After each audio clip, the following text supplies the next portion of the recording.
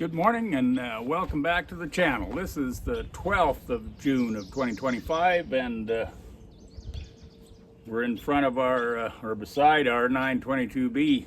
I just couldn't leave well enough alone. I had to do a little investigating on this thing. So what I've gone ahead and done is removed a bunch of these panels, the seat pan out of the cab and the seat, and yeah, just a few odds and ends there. And I wanted to just establish what's the problem with the air brakes. I know there's a massive air leak, and I think I've tracked it down to in this here compartment here, but we're gonna have to do a little wash gunning ahead of looking in there.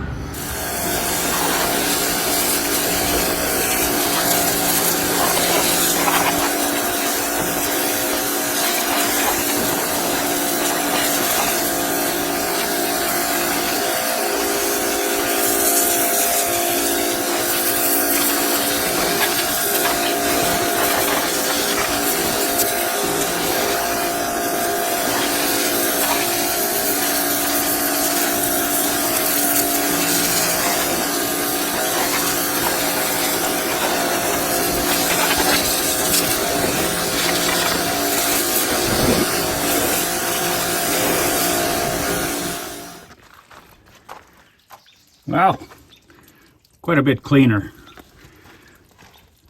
I think I just have to break this apart right here, and the top of the hose is on some canister up there.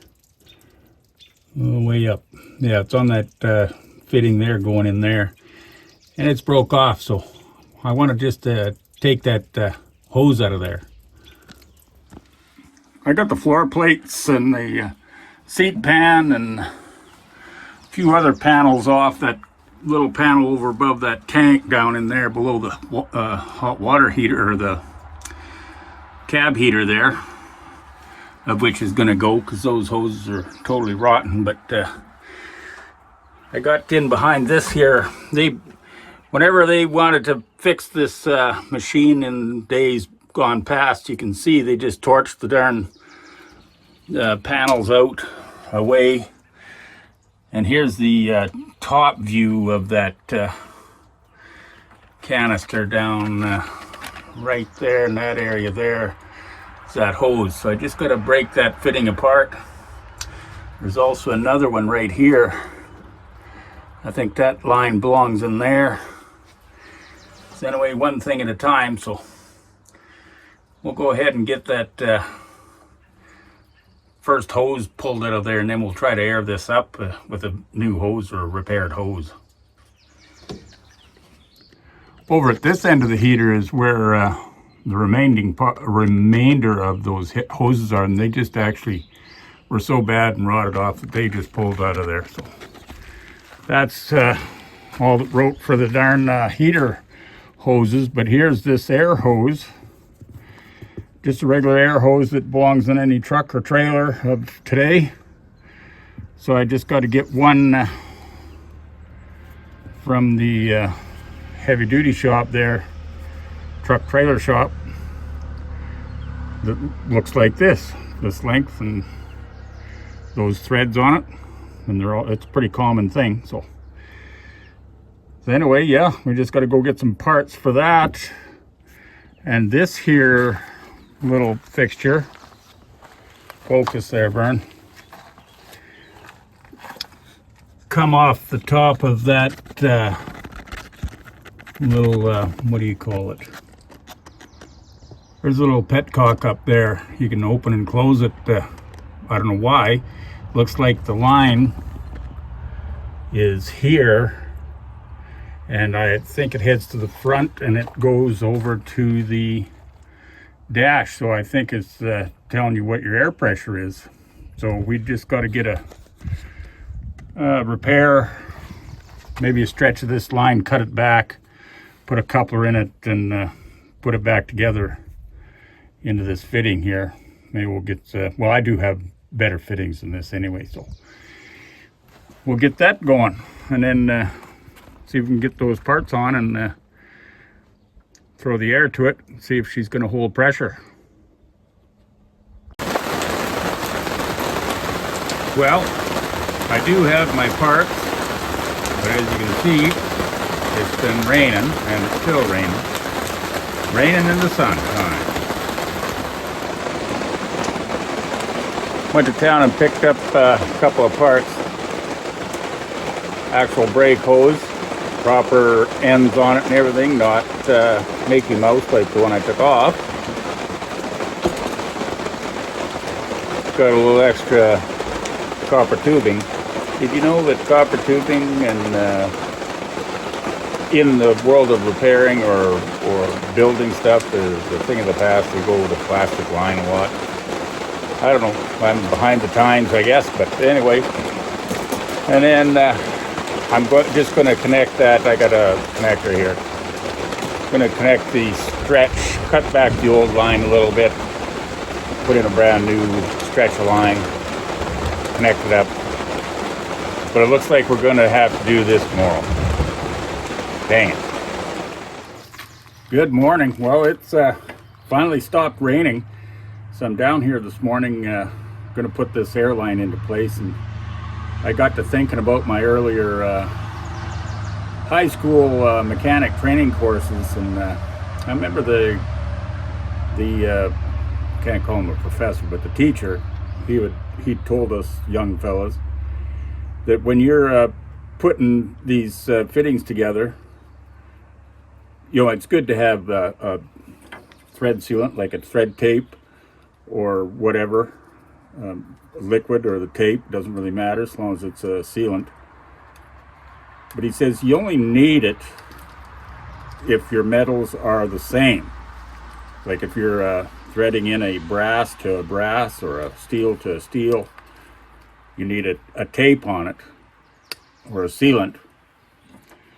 But if they're different hardnesses of metal, they seem to conform and make the best seal going anyway. I always put the darn thread tape on because it's just, I just think it's a guarantee, you know, helps things go along. But the problem with these thread tapes that he did point out at the time, you cannot have it going over the end and have a piece of it going across the opening there. Because when you screw that in, that little bit of Teflon is going to go in, and if it doesn't get into the filters, it's going to get into your air valves or your hydraulic valves or whatever, and eventually cause you situations. You do have to be careful to put it on properly. And I just put one wrap, not 2, 3, or whatever you think it is. Just one wrap, and then go from there.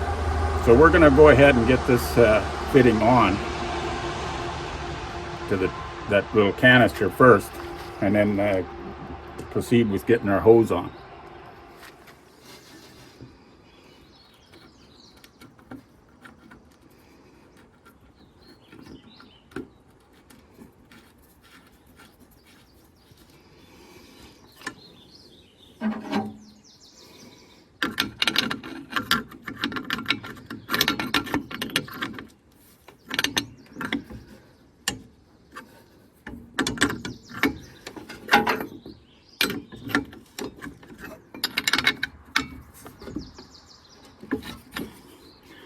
Okay, I think that's tight enough.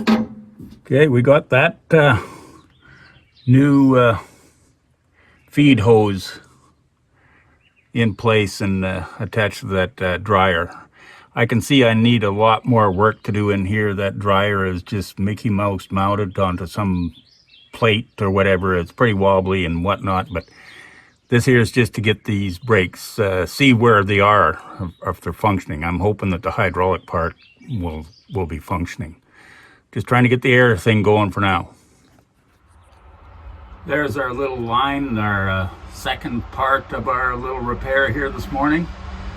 Got that joined together, and I'm just, I haven't traced it down completely, but I believe it is tied to this valve on the dash there, which is, looks like it's compromised, but it should register something.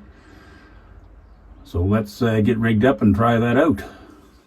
Okay, once we got that main line repaired and that smaller line repaired. I didn't ever see any pressure coming up on the gauge, which doesn't really confirm a hell of a lot. Maybe the gauge is not working at all, because it doesn't go down to zero, so it might not be working. But there was another leak up front here, so I had to take that floor plate right off. I got the one treadle valve still in place. It did not burst air out the exhaust port. But this one here, I'll move it in. This treadle valve that's on the left-hand side of the floor plate was always hissing bad. And when I activated or pushed on the treadle, it just blew air straight out. And yeah, it's supposed to somehow apply the brake and keep the machine in neutral while you rev up the other side for faster hydraulics. So this particular valve, I got to take it up to the house and break it apart. It's leaking out this exhaust port like pretty bad. The other one does not. And of course I broke a fitting inside itself, so I have to replace that. But yeah, I had to do a little wash gunning in there again.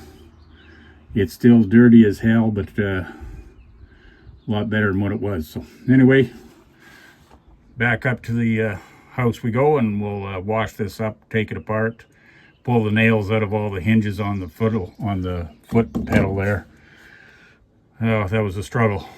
At least I'm on the shady side of this machine. Okay, I just spent the last couple hours up at the shop there and tore this throttle valve apart, and it was sure dirty inside. I didn't see anything where it was worn, needed new O-rings, etc., but it at least operates the way it should now. With you know, you can press on the treadle and yeah, it behaves properly. So what I'm going to do is I'm just going to mount it now, get it into the floor plate there, and put the hoses back on it and try my air to it. See if it doesn't at least function right, at least it doesn't leak. But if it does not work properly, well then I guess I'm just going to have to price up what a new one or a rebuilt one of these are. I'd imagine they're a little pricey. So anyway, we'll just get back on it, and we'll get this thing mounted into place.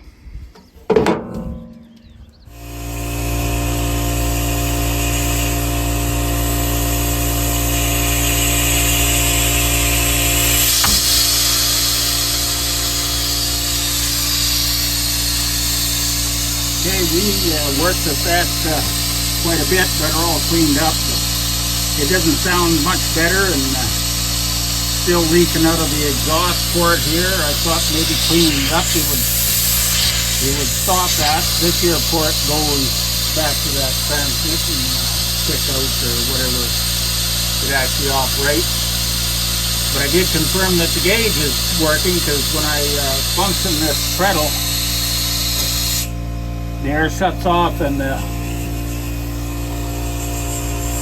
pressure starts to climb over there, but not much because it's still leaking.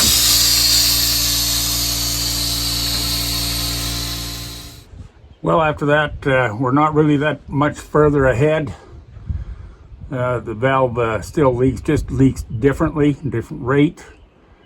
It does build up pressure on the gauge on the dash, up way more than what it did earlier this morning, that's for sure.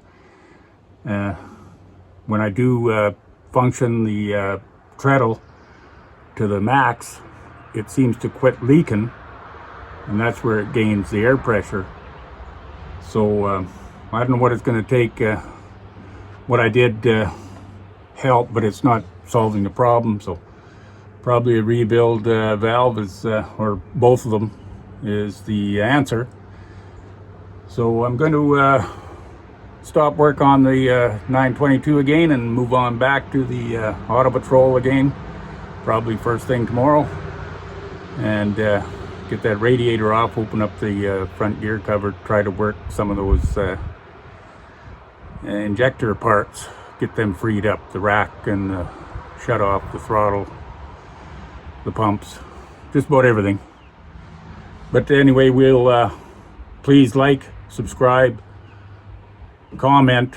I love the comments, and we'll catch up to you later. Come on, sleepers, persist.